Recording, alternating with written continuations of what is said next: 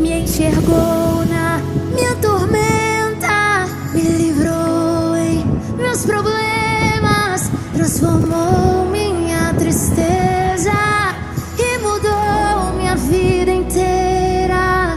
Me vestiu com roupas novas, pôs azeite em minha cabeça